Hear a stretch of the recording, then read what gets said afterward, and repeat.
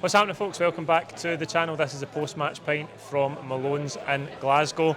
This is the place to be to watch live sport if you're not going to the game on Thursday. Malone's is the place to watch it. It's on Circuit Hall Lane in the city centre, so if you're in the area, pop in. I've got Kenny with me to go over a drab 0-0 draw. Kenny, 2 points dropped. I thought it's kind of sluggish, slow performance. First half okay, but thought we disappointed overall. What do you make of it? Yeah, really turgid stuff. And I've sensed that a result like that has been coming because we've just no fluency. We've no consistency in the fluency in the way in which we attack. Now, Hibs set up deeper than I thought they would. They played with a really low block. They really congested that central area. But when a team sets up that way, unless you're playing as an attacking unit, you're going to struggle to break them down, and we just didn't. And that includes our defensive players. We didn't get any. There's no real relationships between the fullbacks and the wingers. Callum McGregor, who, although is a central defensive midfielder, in a game like that, he needs to sort of almost abandon that responsibility and be the play really high and play with an intensity to allow us to suffocate them. Well, centre-backs need to step in now and again. None of that was happening. All of that was absent. So you're left just with your attacking players, and within that, we're so bereft of any creativity in the centre of the park. Now, today was a big chance for Arnie Engels. He's been out the side. I still believe there's some talent within him. But what you want is him to show us today is show some responsibility. He should be waking up this morning thinking, right, these midfield jerseys are up for grabs. My career's gone downhill at Celtic. I used to be in the Belgian squad. I'm now nowhere near it. I'm going to take some responsibility today. I'm going to show for the ball, and I'm going to at least show some heart. He didn't show any of that. He wasn't showing for the ball, he wasn't getting in the right positions. When he did get possession, making really bad decisions, shooting when he shouldn't, blazing over the bar, losing possession. Just really weak. And then the wide players, Taneke, I think, we don't want to get too used to the fact that he gives that amazing couple of first outings, because wingers will have a sense of a degree of inconsistency. I thought he came on to a bit of game towards laterally in the game. Dyson done sort of okay out in the right hand side, but I mean, it's not really what you're needing to feed in the actual. And he probably won't have played against these deep low blocks that much in his career, because he'll be playing for sides that don't face that all the time. He maybe needs to learn a little bit that in a game like that he's going to need to come a bit shorter, he's going to need to show a little bit more. I thought he was a little bit stagnant up front, albeit he probably still remained our best goal threat throughout his entire time on the pitch. But when you throw all that together, there was just no cohesion, no chemistry. And then you get into the second half, okay, they play with a bit more urgency because they naturally will as the clock ticks on. You look to your bench, but recruitment's been so bad that we're bringing on Johnny Kenny and James Forrest, who's 34 years old. They're not game-changing players. They're not players that are going to disrupt a situation that are going to get you the points. And it just got worse when we brought them on. Forrest had a really bad game, even by his current standards. And Johnny Kenny misses a couple of chances that someone who was being a more accomplished centre-forward probably would have buried and got us the points. So, I actually exiting the game, I felt a real sense of sort of apathy about it, because you wonder how it's going to change, right? Of course it can change. We've still got a couple of quality players to come back in Alistair Johnson and Jota. People like Hitati who are underperforming, Maeda can perform. Of course it can change. But if you look, how's it going to change out wide right? Who are we going to play there? We're now just trying the lottery of playing people out of position. How's it going to change up front? Because in my mind, we've got one striker. We've got Shin, we've got Johnny Kenny. They're not at the level. In my mind, we've got one striker. Celtic should have 3 strikers that are capable of coming on the park in any given game and making an impact, and should be able to displace each other by breathing down each other's neck. We don't have any of that. So how's one striker going to play the next 45 games of this season? They're not. So the fact that the personnel's not there gives me a deeper concern about how's this actually going to change. So they're going to need to get the house in order quick for January. But there's a bit of a problem at Celtic at the moment. I wouldn't necessarily say defensively, but offensively there's big problems all over the park. Yeah, absolutely. I think you could see that today. Don't get me wrong, we did have chances in the game. We had chances in the first half. I think Iheanacho has the glaring one where he hits the crossbar. I've just seen that back before we came on here. I hadn't seen it at full time, but it's a better chance than I thought it was. The ball does come at him quick from Maeda. It's McKibben's ball over the top. Maeda, first time ball in. It's coming at him at speed, but if he hits the target, he scores, and he hits the crossbar. I think Sirachi hit the crossbar with a shot from a a wide angle as well. We did create chances in the first half, but as you say, I think as the game wore on, the quality of the chances deteriorated. And you do have concerns. I think that's 4 0-0s we've had. We've played 11 competitive matches. We've had 4 0-0s, the 2 against Kairat, the one at Ibrox, and that one today. And as you say, it seems like there's a real sense of apathy amongst the support, and a sense that this might be a tough old slog this season, and it's really hard to disagree with that. And I think it is, and there's a number of factors that are contributing to that. But we need somebody in the middle of the park to take some responsibility. We need somebody in the middle of the park. Those positions are up for grabs. It's not that often that Celtic's playmaking positions are available for people to take. We're paying, how many centre mids have we got? We've got too many. We're paying a lot of payroll into central midfield and we're getting nothing out of it. We need somebody to say, right, I'm going to start dictating the tempo for Celtic. I'm going to step up and be a playmaker and going to be someone that can impact a game, and we're not getting any of that. I think Iheanacho will come good. I mean, it was a bit of a kamikaze signing at the last minute. It wasn't a strategic one, but I've been quite impressed by him. Barn today, although he still played like a proper number 9 today, albeit a bit more on his heels than I would like. But I sense that he will actually score quite a lot of goals for us. So through luck rather than design, we might have found someone, but you need more than that. He's 29 next week. He's not a young guy that's going to have loads of energy all the time. He's still finding his way back into fitness because he's effectively been out for about 18 months. So we need someone else to try and support him, and we just don't have that depth of squad in any respect that's going to necessarily give us a quick fix for this. Now, the board must get their house in order for January, because on the 1st of January, as soon as possible, we need a right winger and we need a centre forward. Now, I have absolutely no trust. History tells you there's no reason to believe that they will do that, because they are disorganised. They can't seem to balance risk with reward in terms of deploying funds. And January in itself is a difficult market. It's not necessarily a great market to try and fill 2 marquee positions in the team, but they're going to have to. Between now and January, how do we solve that? It's a bit difficult. We're going to be reliant on Iheanacho continuing to look like that goal threat that he did in his first couple of outings, and we're probably going to be reliant on Daisen Maeda playing out of position, getting his head straight and giving us a bit of an outing on that right hand side. But we've just boxed ourselves into a really difficult corner where there is a threat that we do sort of muddle through the next 3 or 4 months, and that's no good, because we'll be out of Europe. We'll be in some sort of title race that we shouldn't be. And it's all the making of what we did in the summer, and I think today is probably the initial sign that that's starting to come home to roost. Yeah, absolutely. I think so, and I want to talk about the substitutes in the game before we come back to talking about the bigger picture. Do you think the manager should have kept Iheanacho on? Because looking at what we had to come off the bench, Daisen went through the middle for what felt like 5 minutes, and then Johnny Kenny comes on, and Johnny Kenny's coming back from obscurity where he's barely kicked a ball or made a squad for 3 or 4 weeks, and all of a sudden he's your go-to man off the bench again. We've got Osmond, we've got Yamada, we've signed these players in the summer that are not even in contention to make matchday squads. They may as well be written off right now.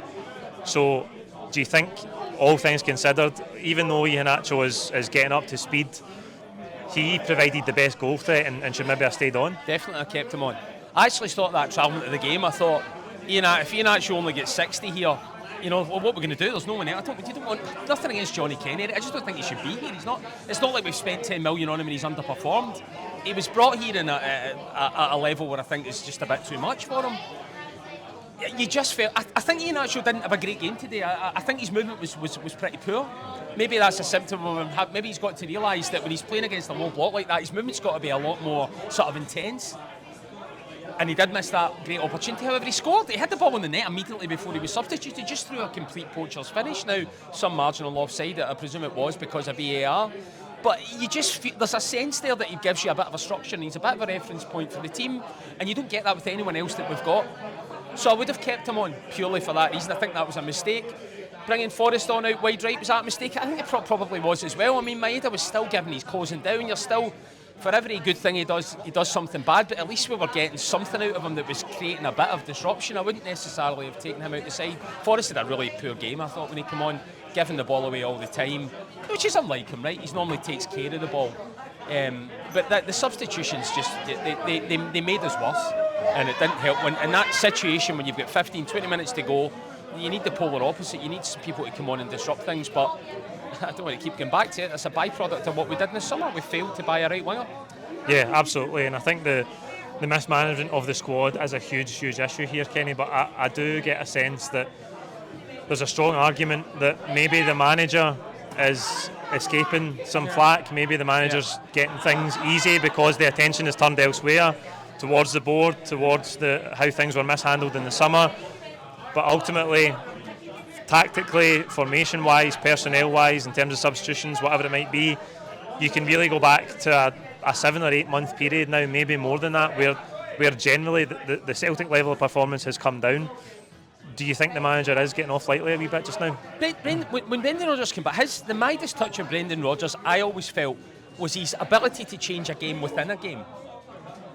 Harping back a bit, when we went down to 10 men at Ibrox, right, and we won the game when he brought Dembele on, that was Brendan Rodgers' brain. And Brendan Rodgers' brain can often outfox his opponent manager within a game in a way that gets you the points. I have not seen that from him in a long time. I really haven't. I mean, look at how he tried to change the game today. There was no tactical change. He brought Maeda into the mid. He actually played Maeda in striker for 5 minutes. I don't know. I mean, where's the clarity of thought in that? So that does worry me a bit now. Is that because he's a human being and he's just not at his level? Is that because he's disillusioned by what's going on around him enough to have perhaps already made up his mind that he's not going to be here next year? Thereby he's a bit disengaged. I'd like to think he's professional enough that it's not the latter, but he is a human being. He will be affected by what's going on in the stands. Now, I think he did distance himself a bit. He was asked a question about how much the disengagement of the support, etc., is affecting the team on the park and how the lack of signings is affecting the team on the park. And he shut it down immediately. He did say, forget that, it's gone, we're playing with what we've got. And I think that needs to be the case, right? Everyone needs to now view it that way. I think the protests are still just. The fact that the board are silent on everything is really galling against the support. The support have unified in a pretty professional, respectful way to try and get some answers. And leadership, any organisation needs strong leadership, and strong leadership is founded on facing the big problems. You prioritise the big problems and tackle them. Celtic are burying their head in the sand, they're doing the opposite. And is that manifesting itself in the way Brendan Rodgers is coaching the side? I don't know, time will tell. But you're right, Paul, his performance managerial against Kairat was diabolical. He couldn't change any of that. And that's against the way he's performed in the past. So, look, I don't want to be too disparaging against Brendan Rodgers. In my view, he's still an excellent coach. He's meant more trophies in my lifetime than any other manager I've seen. It is too early, I believe, to be sort of gung-ho against Brendan Rodgers. Other people don't think that. They do think that he should be under even more pressure now. However, there are red flags there around the way he's coaching the side at the moment, clearly. Yeah, I think one of the things that's a theme probably through both Rodgers' tenures is the sense of infighting and numerous positions. If you look at numerous signings we've made this summer, Simpson, Pusey, I've talked about Yamada and Osmond already. Nobody really knows what's happening with him. Is it people have this predominant theory that sometimes Brendan Rodgers will make points to the board, and if he's had signings forced on him or players that are not his, he'll just not play them. But it's really difficult not to try and read into things like that, because you sign players in the summer when the first team needs improving, and like 3 or 4 of them can't even make squads. There obviously is a lot going on behind the scenes, and again, as fans, we never really know what it is, but you do just have a concern that Brendan Rodgers, whether it's disengagement, whether he's thinking in 12 months' time these things will not be my problem, and he feels like there's a sense of Groundhog Day about how Celtic do business, and nothing's really improved or got better in any of his tenures here. But it does really raise concerns about how we move forward, because we're in a position now where the Europa League started during the week. We've got another European game on Thursday against Braga, then Motherwell, an international break, but really between now and December it's non-stop. There's a load of midweek games, and last season he rotated the squad a hell of a lot between European games and back to league matches. He doesn't have that luxury this season because the squad is such a mess, and that's a huge concern. It's really unhealthy if the truth of him not playing Shin or Simpson Pusey is because he doesn't like them, right? Now, we're paying. You're talking about a Japanese international and someone that's played for Man City's first team. if the board, fair enough, the board identifying people like that, but Brendan Rodgers has to be an integral part of signing off these signings. I mean, he has to be. If they're signing signings unilaterally and Brendan Rodgers independently is thinking, well, I don't like them, they're not going to fit in my system, you're in a hiding to nothing. I get that in the modern game, the manager doesn't recruit and sign the players. Sometimes we've been reliant on Brendan Rodgers sending a text message to Schmeichel. I dare say sending a text message to Iheanacho. That's how diabolical and amateurish your recruitment is. However, the overall structure, I accept that it's not the manager that makes the signings, but surely to God, they've sat down and showed videos of Shin and spoke about Simpson Pusey and how highly regarded he's been by Man City, and collectively they've decided that they're worth investing in and to bring into the side. Now, if they have done that, they can't have done that, because why would they be banished at this point? So the fact that they've not done that and they're banished at this point just leads to a really unhealthy relationship behind the scenes between the recruitment and Rodgers himself, and that may well be contributing to how a sense of disillusionment that he has. So there's so many things that we need to address and try and get right, but I just don't. While the board are mute and while they continue to fail to face the music of the support, it just deepens my belief that they're not capable of running the club. I don't mind if they come out and say, look, we got this wrong, guys. Here's what we're going to do to try and address it, and they just have a bit of a more open communication with the support. And I get that that's difficult, because in the modern game, it's a goldfish bowl. Everything every microcosm will get jumped upon, but there's a balance to be struck, and being completely silent is not the balance, and it's affecting everything. And it affected how that game played out today. So it's a bit difficult. Ultimately, I think in the long game is that we need new people at the top to run the club. But how do we get through the next 3 or 4 months? We're going to just need to get Brendan Rodgers is going to need to try and get a tune out of the forward players in a way that he's currently incapable of doing. Aye, absolutely. I think since the summer, all the way through the summer, you had the feeling that surely we're not going to mess this up again. But with how it ended, it was really the worst transfer window in living memory with how bad things ended up, and that does cascade a bad energy through the whole club. And I think it's way past time that the board come out and communicate and answer the questions that have been asked of them, of collectively thousands of supporters in the open letter, and just try and move forward with a more transparent, open form of communication. Because I don't know about you, Kenny, but I'm scunnered by what's happened off the pitch. But now the energy that seems to have filtered through and the performances on the pitch, it's really difficult to garner a sense of real excitement about this season and how we go ahead. And it's this is not even the end of September. It's almost odd to be sitting here at this time of the year and not have any real sense of excitement about how we move forward, because things on and off the pitch do look really stale. The frustrating, the sad thing for me is what we could be, right?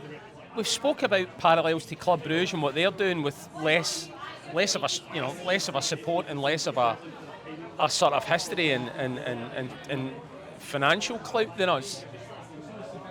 And so we don't need to go over all of that again, but that just gives you an insight to what we could be. When we're at Champions League nights, Celtic Park is as good as any stadium in Europe. There's no reason why we can't turn over players and make money in a way that some of these more provincial clubs in Europe do, and create something really special season in, season out at Celtic. And it's the fact that opportunity is there, yet we're miles away from it, is what creates that sort of anti-climax by the way the club has been run. And it's been run by the same hierarchy that's been there for so long. You can sort of accept it if you turn people over and then they're poor and you're just making some unlucky or bad decisions, but it's the same. It's been under the same sort of background control for so long that seems to be contributing to how stale things have become. Look, this is a bit of a drab way to go through this discussion. Can we compete and do well in the Europa League? On the strength of today, no. We've got a reasonably hard draw, I think, in Europa League. Things can change, however. I do still believe on the right hands with Brendan Rodgers. The Japanese boys that have been really off it, I don't think that they will down tools mentally. I think maybe just the fact that they didn't get moves in the summer is maybe still in the back of their mind. Hopefully, as we move further away from that period, they can get back on it. Iheanacho looks like a bright spark. Tunetsky on the left-hand side looks incredibly positive. We've got Jota, we've got Alistair Johnson to come back. There's still something underlying there that means we can have a good season. But we're just making it way, way more harder than we should be. We should be in the Champions League. We should have 2 or 3 strikers that are breathing down each other's neck, that are worth a lot of money. And instead we've got money in the bank and we're drawn with Hibs. And that's the biggest frustration. It's what we could be and we're underachievers. Yeah, absolutely. Just to round us off, Kenny, we go to Thursday against Braga. How do you view the prospect of that game in terms of what the attendance might be? There's obviously another protest in the works, but also on the pitch, the challenge we'll face on the pitch against a decent level opponent. Yeah, I think they've been okay defence. Liam Scales has been really good this season. I think his ball distribution is not much better, but in defensive moments, which is his primary job, he's got us out of a lot of trouble this season. So I think because him coming to a bit of prominence in the centre back position, I think Sirachi looks okay. I think actually defensively we seem pretty settled, which against the Europa League teams who give us a bit more of a threat, I feel a bit more comfortable with. So I think we'll be okay defensively getting into that match. But we've just got to find a flare and a spark from something going forward. I don't know where they are in the league, Braga. I think they did. I think the last Europa League game they did okay. I think they won. So it's no doubt going to be difficult. Does the crowd play an effect? I think it does. I think having a non-full stadium and having the Green Brigade not in full voice does have an effect on the part, so that's going to work against us as well. The one thing is they'll come a bit forward. It seemed we just really struggled with a low block today. Braga will not come in and play in that deeper system, and Tunetsky should have a bit more freedom to play. If we play Maeda on the right, he should be able to get in behind a bit more, and Ian Atchell will be able to play with a bit more freedom because he's not stuck against 3 centre-halves, 12 yards from goal. So, I think we need the 3 points. If you look how difficult our group is, although it's early on in the group, that's almost a bit of a banker of 3 points for us. Yeah. So, am I confident? No. How can you be? But well, let's try and be positive. I think we're well capable of getting the result. Yeah, there you go. That's it for the post-match pint. Like the video, give us your own thoughts on today below, and I'll see you during the week for the build-up to that game against Braga. Thank you.